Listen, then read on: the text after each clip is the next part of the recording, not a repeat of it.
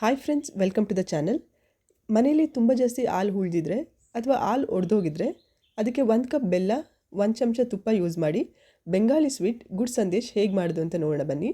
ಈ ಸ್ವೀಟ್ದು texture, taste ಎಲ್ಲ ನಾವು ಬೇಕ್ರಿಲಿ ತರ್ತೀವಲ್ಲ ಸ್ವೀಟ್ಗಳು ಅದೇ ಥರನೇ ಇರುತ್ತೆ. ನಿಮಗೆಲ್ಲ ಈ ವಿಡಿಯೋ ಇಷ್ಟ ಆದರೆ ಲೈಕ್ ಮಾಡಿ.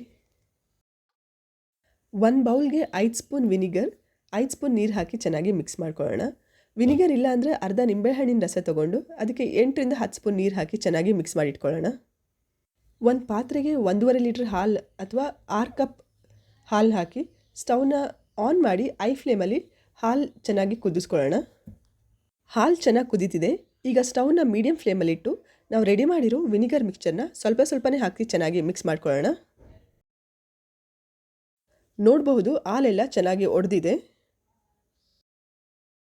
ಒಂದು ದೊಡ್ಡ ಪಾತ್ರೆ ತೊಗೊಂಡು ಅದರ ಮೇಲೆ ಒಂದು ಸ್ಟ್ರೈನರ್ ಇಟ್ಟು ಆ ಸ್ಟ್ರೈನರ್ ಮೇಲೆ ಇನ್ನೊಂದು ಬಟ್ಟೆ ಹಾಕಿ ನಾವು ಒಡ್ಸ್ಕೊಂಡಿರೋ ಹಾಲನ್ನ ಹಾಕಿ ಸೋಸ್ಕೊಳ್ಳೋಣ.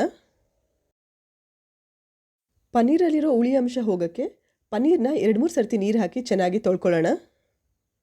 ಈಗ ಇದರಲ್ಲಿರೋ ನೀರೆಲ್ಲ ಚೆನ್ನಾಗಿ ಇಂಟ್ಕೊಂಡು ಅದ್ರ ಮೇಲೆ ಒಂದು ವೆಯ್ಟ್ ಇಟ್ಟು 1 ಅವರ್ ಇಡೋಣ. ವೆಯ್ಟ್ ಆದರೂ ಇಡಬಹುದು, ಇಲ್ಲಾಂದರೆ ಹಾಗೆ ಆದರೂ ಕಟ್ಟಿ ಬಿಡಬಹುದು.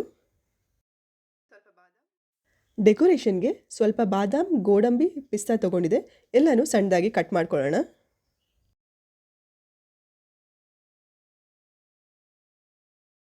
ಒಂದು ಟ್ರೇ ಅಥವಾ ಪಾತ್ರೆ ಯಾವುದಾದ್ರೂ ತೊಗೊಂಡು ಅದರ ಸೈಜ್ಗೆ A4 ಸೈಜ್ ಪೇಪರ್ನ ಕಟ್ ಮಾಡಿಕೊಂಡು ಎಲ್ಲ ಕಡೆ ತುಪ್ಪ ಹಾಕಿ ಚೆನ್ನಾಗಿ ಸ್ಪ್ರೆಡ್ ಮಾಡೋಣ.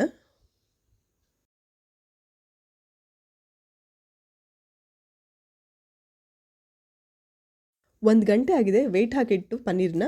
ಈಗ ಇದನ್ನೆಲ್ಲ ಒಂದು ದೊಡ್ಡ ಪ್ಲೇಟಿಗೆ ಹಾಕಿ 5 ನಿಮಿಷ ಚೆನ್ನಾಗಿ ನಾದ್ಕೊಳ್ಳೋಣ.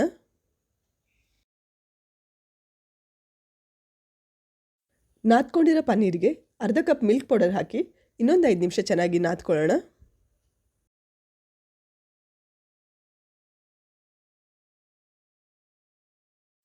ಸ್ಟವ್ ಮೇಲೆ ಒಂದು ಬಾಣಲೆ ಇಟ್ಟು ಬಾಣಲೆ ಬಿಸಿ ಆದಮೇಲೆ 1 ಸ್ಪೂನ್ ತುಪ್ಪ, 1 ಕಪ್ ಬೆಲ್ಲ ಹಾಕಿ ಮೀಡಿಯಂ ಫ್ಲೇಮಲ್ಲಿ ಬೆಲ್ಲನೆಲ್ಲ ಕರಗಿಸೋಣ.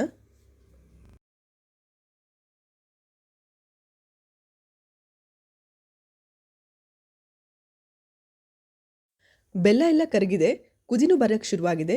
ಈಗ ನಾವು ರೆಡಿ ಮಾಡಿ ಇಟ್ಕೊಂಡಿರೋ ಪನ್ನೀರ್ ಮಿಕ್ಸ್ಚರ್ ಹಾಕಿ ಲೋ ಫ್ಲೇಮಲ್ಲಿ ಚೆನ್ನಾಗಿ ಮಿಕ್ಸ್ ಮಾಡ್ಕೊಳ್ಳೋಣ.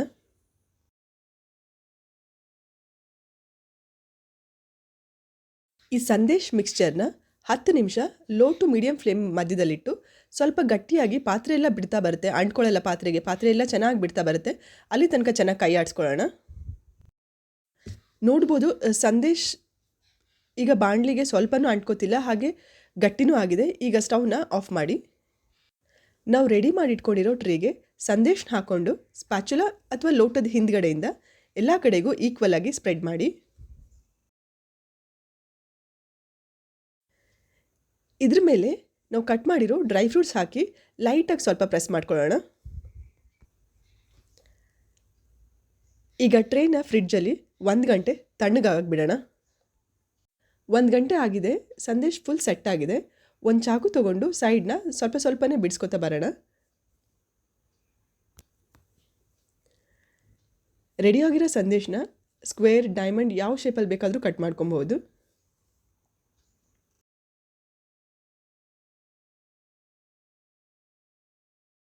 ಬೆಂಗಾಲಿ ಸ್ವೀಟ್ ಗುಡ್ ಸಂದೇಶ್ ರೆಡಿಯಾಗಿದೆ.